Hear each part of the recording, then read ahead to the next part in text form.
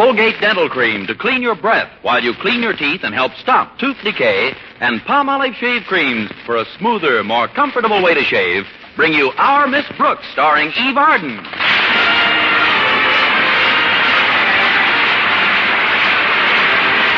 time once again for another comedy episode of Our Miss Brooks, under the direction of Al Lewis. Well, in many of these United States, winter seems to have settled down for a protracted stay. Our Miss Brooks, who teaches English at Madison High School, doesn't seem to mind. No, indeed. I do enjoy the winter season. There are so many activities to engage in. Ice skating, sleigh riding, building snowmen. Of course, the last snowman I built melted after one dance, but while we're on the...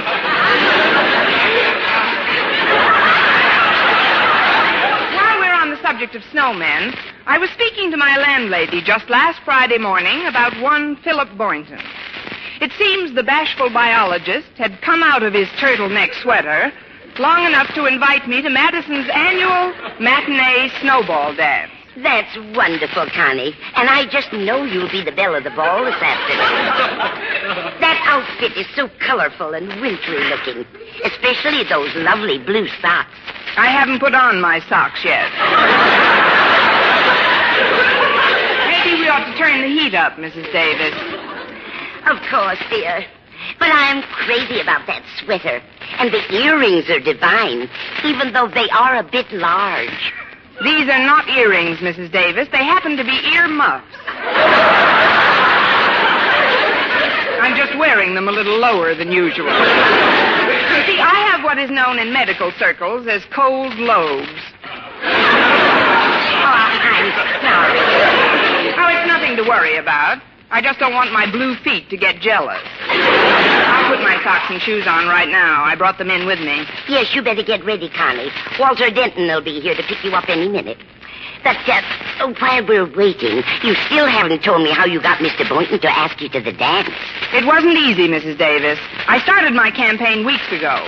First of all, I played hard to get for 2 days. And then? And then I played Available Jones for 3.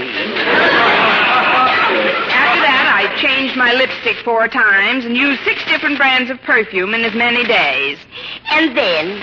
Then I bought 2 tickets to the dance and invited him. But it should be fun. Oh, that's Walter now. Coming, Walter. See you tonight, Mrs. Davis.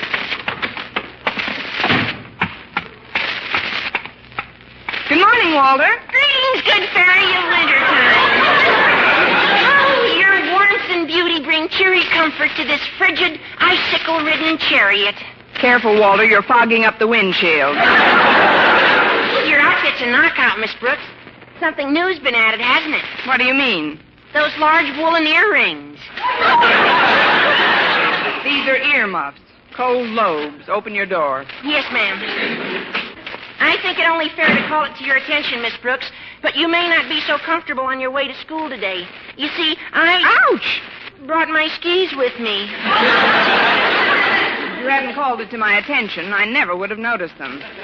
Anything broken? No. Fortunately, this woolen skirt doesn't splinter easily. Well, let's get going.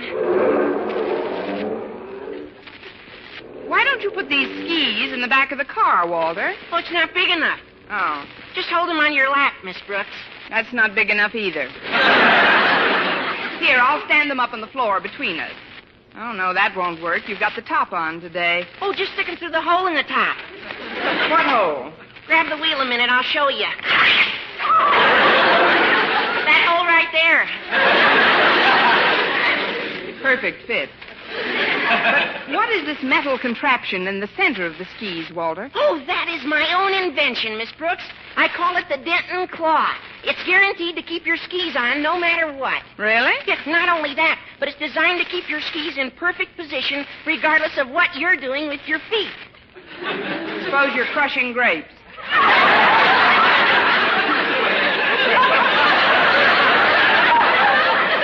It's no laughing matter, Miss Brooks. Oh, this is a great contraption. I'm going to try it out this afternoon on the big hill back at school. But aren't you going to the snowball dance in the gym today? Oh, sure. Yeah, but a bunch of us kids are going to go skiing for an hour before the dance. Say, Maybe you'd like to come along, Miss Brooks. Not me, Walter. I've never been on a pair of skis, and I'm perfectly contented to keep it that way. You don't know what you're missing, Miss Brooks. There's nothing like sailing down those snowy slopes and taking a crack at some Christies and stems. There'll be no Christies on my stems. But it's a wonderful sport, and the exercise is great for you. You ought to see those kids after a half hour on that ski run. Their eyes are glowing and their faces are red and tingling. And that's not all.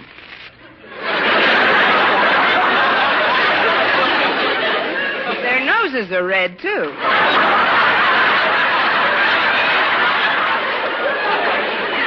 Yep, that's all I'd need. Why, with my blue earlobes and a red nose, I'd look like somebody stuck a flag in the snow.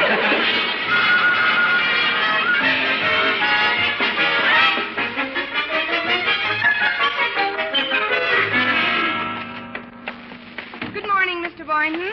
All set for the dance this afternoon? Oh, yes, indeed, Miss Brooks. I see you're all ready for it, too. It's a very interesting outfit you're wearing. I'm especially fond of that winter gypsy motif. Winter gypsy motif? Yes, those large woolen earrings. Earmuffs, cold lobes. We've got a few minutes before class, Mr. Boynton. Do you mind if I sit down for a little chat? Oh, not at all, but be careful where you sit. I brought... Ouch! My skis to school today. Thanks, Mr. Boynton. That's a very good tip. The second one I received today. Here, stand them in a corner. All right. You see, there's going to be a little time before the dance begins, so I thought I'd go over to the big hill behind school this afternoon and do a little skiing. A little what? Skiing. Oh, there are other pronunciations, I suppose, but in England and Norway, skiing is considered most acceptable. Under the proper conditions, you can't knock it anywhere.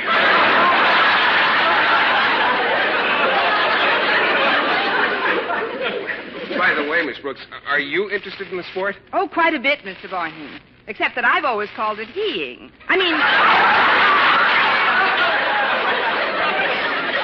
always called it skiing. Well, skiing or skiing, I'm going out on the hill after school. Would you like to come along with me? Certainly. Certainly. If there's one thing I'm just crazy to do, it's to sail down that snowy expanse and try out my Christies and Stemmies. Of course, I haven't had much of an opportunity to ski since coming to Madison, but I know it'll all come back to me in a flash. Oh, I see you've got the poles that help you keep your balance. Just what do you call those poles, Mr. Boynton? Just poles. And what about those metal discs near the bottom? What are they called? They're just called metal discs. I've got this thing down pat, haven't I? Well, if you'll excuse me now, I'm going to dig up a pair of skis for this afternoon. I don't have a pair of my own. Well, I don't have any extra ones. Do you think you can borrow some, Miss Brooks? Don't worry, Mr. Boynton. I'll be out on that hill with you this afternoon if I have to get a long splinter in each foot.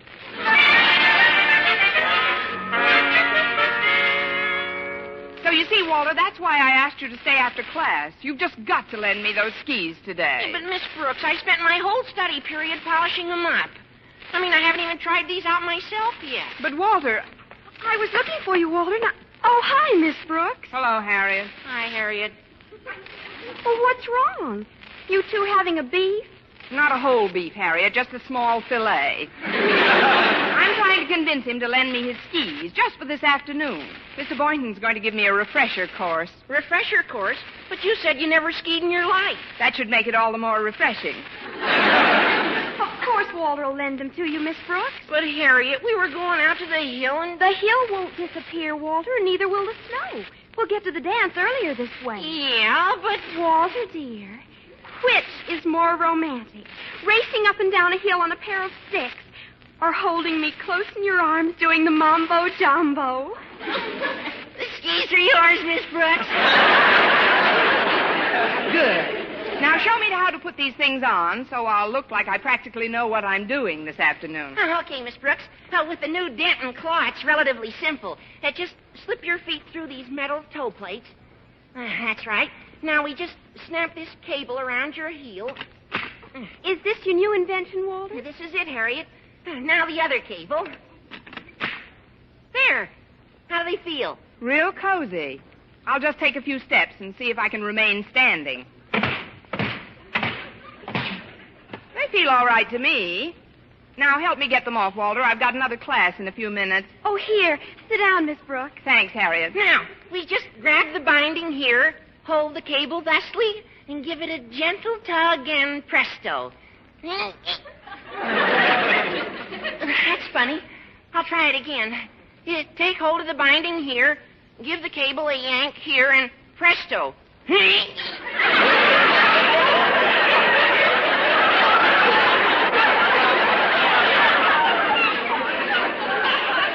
Once again, presto.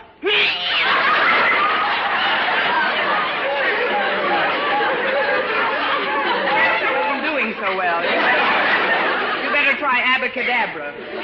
These cables seem to be stuck. Let's see. Oh, now I remember. Oh, when I had the whole thing worked out and assembled, I remembered leaving myself a notation about one detail that had to be perfected. What's that? A way to get them off. You mean you can't get them off Miss Brooks' feet? Now, calm down, everybody. Don't get panicky. We'll get them off by and by. By and by? Look, Walter, while we're waiting for by and by to get here, there's something you've just got to do so I won't appear ridiculous in this classroom. What's that, Miss Brooks? Cut a hole in the roof and let some snow in.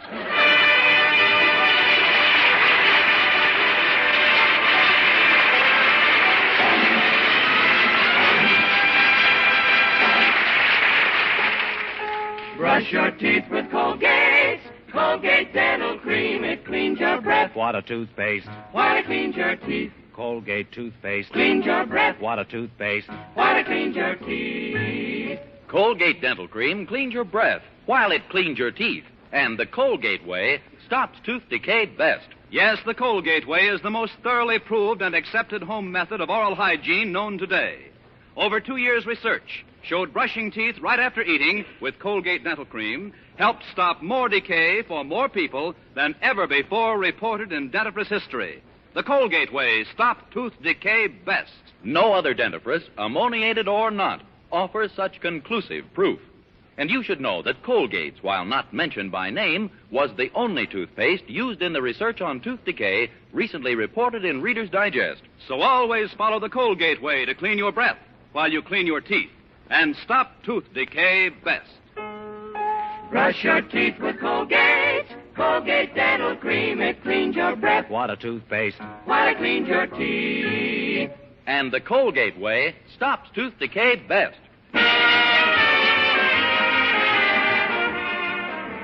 Well, the American teacher has been called upon to face many a crisis, and I refused to let the fact that my ankles were locked to a pair of skis by the Denton claw faze me one bit. When it came time for me to conduct my class, I merely smiled, rose from my desk, and with my customary dignity and poise, stepped lightly to the blackboard. Quiet, class. Attention, all of you. What's the matter with you kids, anyhow? Don't you think it's cold enough in this room for skis? Now, look at the blackboard, please. In order to find the adjunct phrase in the sentence on the board, I shall break it down into its component parts. Now, where's that chalk? Oh, I have some on my desk. One moment, class. Here it is. Miss Brooks, I gotta talk to you for a minute. I've got good news. Kindly pick up your books, class. Yes, Harriet? What do you want us to do with our books, Miss Brooks? I want you to put your noses in them. Also your mouths. I couldn't leave you here marooned in this predicament, Miss Brooks, so guess what I brought for you? A St. Bernard with a keg of arsenic? No, I borrowed a hacksaw from a machine shop. I'll get those skis off you in no time. Now? Sure. While the class is busy reading, I'll just slide under your desk, leap at your imprisoned puppies, and hack away. Well, it's as good a time as any, I guess. But be careful with that saw, Walter. Remember, my ankle bone is connected to the shin bone. Here I go, Miss Brooks. I've got to get these leather thongs first. They're even tougher than the wire cable. I'll work as fast as I can, though. I'd hate for Mr. Conklin to catch it with these slacks on. Oh, that's a charming thought. Especially when I recall what a bug our beloved principal is on the personal appearance of the faculty. All that has to happen now... At ease, class. has happened. Mr. Conklin, Conklin. Don't bother to get up, Miss Brooks. Don't worry. I mean, this is quite a surprise, sir. I didn't expect you in my room this morning. Ouch! Does my visit pain you so severely, Miss Brooks? Oh, no, sir. On the contrary. Every time I see your smiling face, ouch! Forgive me, Mr. Conklin, a bit of a headache. You certainly are. But, Miss Brooks, if I may... Of course you may, Mr. Conklin. You may return to this classroom any time you wish. Well, goodbye. It's been nice to have seen... Oops! Oh, you dropped your chalk under your desk, Miss Brooks. Let me get it for you. No, thank you. I've already got it, see? Amazing. It fell to the floor, and you got it without even bending over. My foot handed it to me. My hand footed it to... I've got it, see? I don't know what's wrong with you this morning, Miss Brooks, but I came in to address your class, and with your permission, I'll do so. Permission granted, sir. Very granted. Go right ahead, Mr. Conklin. Thank you. And now then, most of you are aware of the fact that by dint of much argument and persuasion, I recently prevailed upon the Board of Education to appropriate $1,000 for the purpose of resanding and completely refinishing the floors throughout this building and in our gymnasium. This work has been done and done well. Yet only moments ago in the hallway, in flagrant violation of my posted notice to preserve the school floors, I discovered the soggy prints of a pair of skis. Something in your throat, Miss Brooks? Just my heart. Please continue, Mr. Conklin. Well, I don't like to have to resort to these methods, but I must ask all you students to swing your feet into the aisles, and I will pass among you to inspect them. I'll take this row first, right over here. Now, quiet, class. Whatever you do, don't talk. This file isn't very sharp, Miss Brooks. Then for heaven's sake, start biting, Walter. I'll do my best. I'm not down here playing this little piggy, you know. Stop talking and gnaw. The guilty one doesn't seem to be in this class, Miss Brooks. Have you looked in the cloakroom? Believe me, the skis aren't in the cloakroom, sir. I wish they were, but they're not. That is, if you have to go back to your office now... You'll have another class coming in shortly, Miss Brooks. I'll wait for them. Meanwhile, carry on with this one. But it's quite a boring lesson today, Mr. Conklin. You see, I was about to tell my class which is the adjunct phrase on the blackboard. Well, now, don't merely tell them, Miss Brooks. They'll retain it much better if you go to the blackboard and check it off. Go to the blackboard? Yes, Miss Brooks. And at once. At once? Yes, Miss Brooks. Now, march. Very well.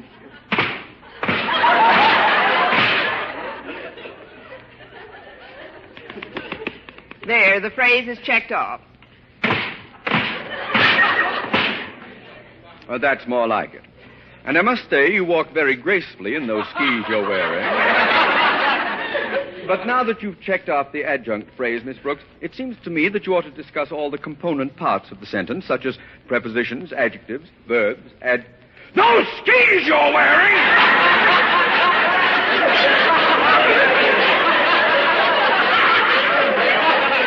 Skis, sir? What skis?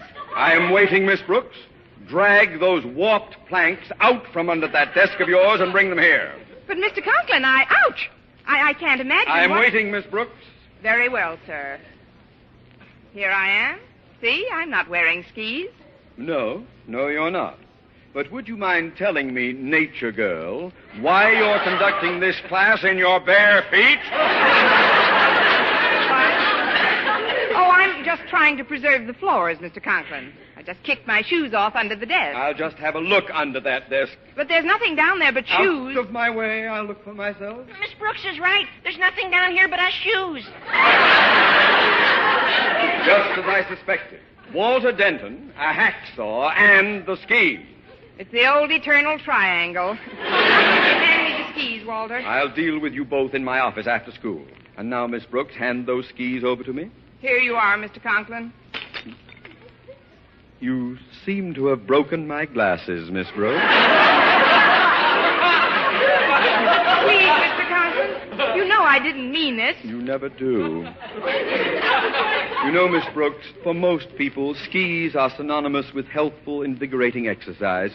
But in your position, somehow they become a lethal weapon. I never want to see a pair on or near you again. Is that clear? Yes, sir. But about your glasses, And knowing I might make contact with you today, I brought my extra pair along. If you'll just step back a pace or two, I'll slip them on. Ah, there. Now, if you'll be good enough to reach back and hand me the other ski. The other one? Mm-hmm. Oh, yes, here you are. Oh, what have I done? Oh, I'm terribly upset, Mr. Conklin. You must be. You only broke a window this time. Not very good aim for you. I still have my glasses. Yes, sir. And I still have the ski you asked for. Here it is, Mr. Conklin.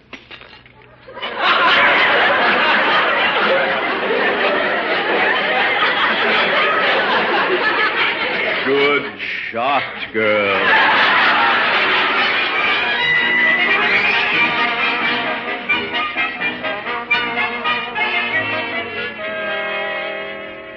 The summit of the old ski hill is just up ahead, Miss Brooks. I wish we could have started earlier. It's getting pretty nippy out. The delay was unavoidable, Mr. Boynton. Right after school, Mr. Conklin summoned Walter Denton and me to a meeting in his office.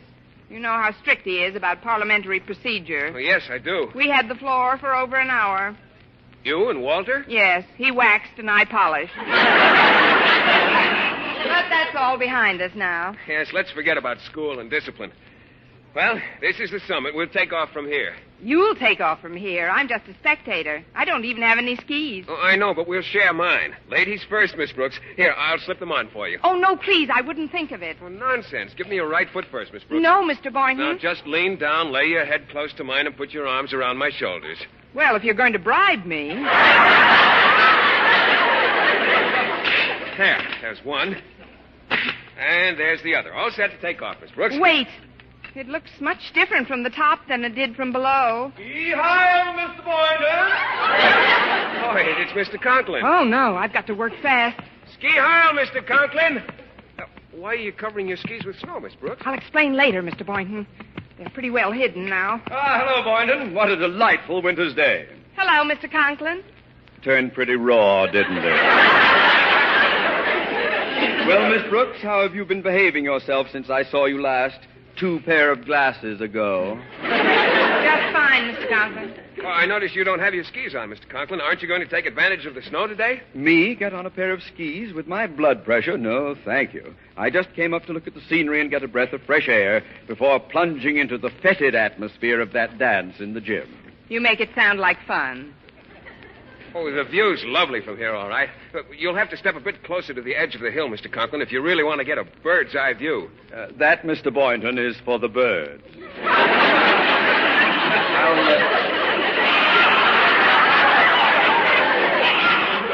I'll just stand here behind Miss Brooks and take a peek over her shoulder.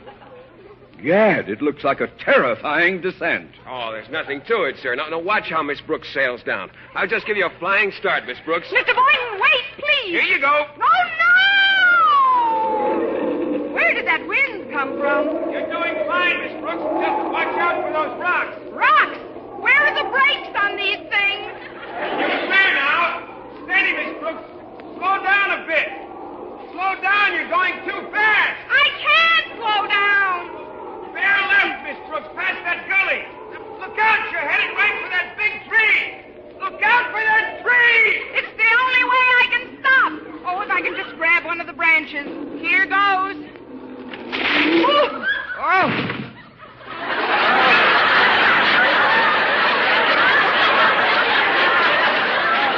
Well, that did it, thank heaven. What an experience. Mind if I get off now?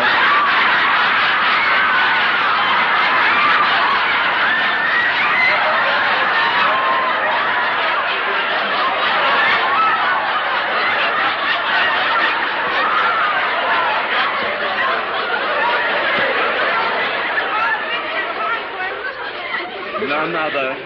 Please, sir, I didn't know I had a hitchhiker. That is, the wind was blowing. Oh, stop mumbling, woman. And explain, if you can, this dastardly act of violence. It wasn't intentional, sir. I had no way of knowing you were in the caboose. That is, well, sir, if you want the truth, I did know there was something in back of me. You did? Certainly. But the way I was stooped over, I thought it was me.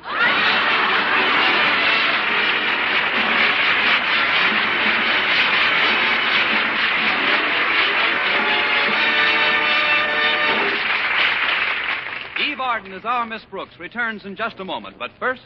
You get smoother, more comfortable shaves by shaving the Palmolive brushless way. Get smoother, more comfortable shaves the Palmolive brushless way. Hey, that's a fact, men. You can get smoother, yes, more comfortable shaves the Palmolive brushless shaving cream way. Just rub velvet smooth Palmolive brushless into your beard. You'll find it wilts the toughest whiskers, actually protects your skin by providing a soft film that floats your razor's cutting edge. Remember, over 1,200 men tested the Palmolive brushless shaving cream way, following directions on the package. And no matter how they shaved before, 3 out of 4 reported beards easier to cut, less razor pull, smoother, more comfortable shaves. So men, try the Palmolive brushless way yourself. Even in cold or hard water, you get a close, clean shave. And a smoother, more comfortable shave. You get smoother, more comfortable shaves the Palmolive brushless way. Next time you shave, try the Palmolive brushless shaving cream way.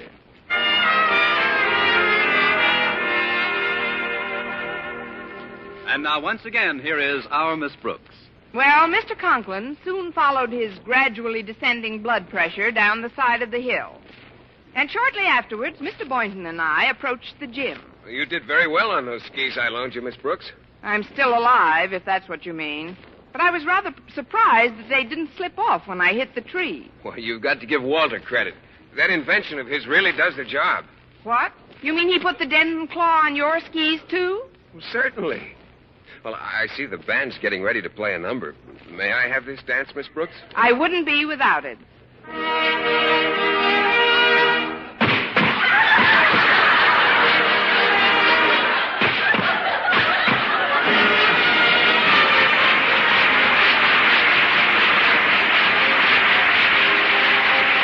This is Vern Smith reminding you to tune in next week to another Our Miss Brooks show, brought to you by Palmolive Shave Creams for a smoother, more comfortable way to shave, and Colgate Dental Creams to clean your breath while you clean your teeth and help stop tooth decay. Our Miss Brooks, starring Eve Arden, is produced by Larry Burns, written by Al Lewis and Joe Quillen, with the music of Wilbur Hatch. Mr. Boynton is played by Jeff Chandler, Mr. Conklin by Gale Gordon. Others in tonight's cast were Jane Morgan, Dick Crenna, and Gloria McMillan.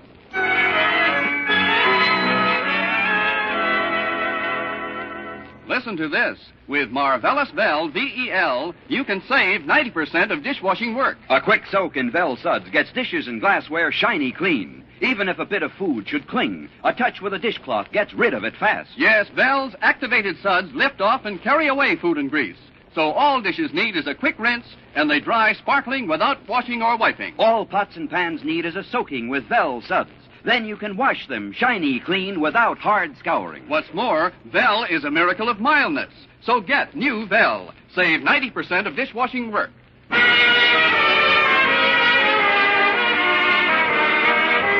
King's Row comes to radio tomorrow. If you loved King's Row as a novel, cheered it as a motion picture, you'll thrill to King's Row as an exciting Colgate radio drama. King's Row can be heard on most of these Columbia Network radio stations tomorrow and every Monday through Friday at 3:15 p.m. Eastern Standard Time. And be with us again next week at this same time for another comedy episode of Our Miss Brooks. Bob Lamont speaking. Stay tuned now for Jack Benny. CBS, the Columbia Broadcasting System.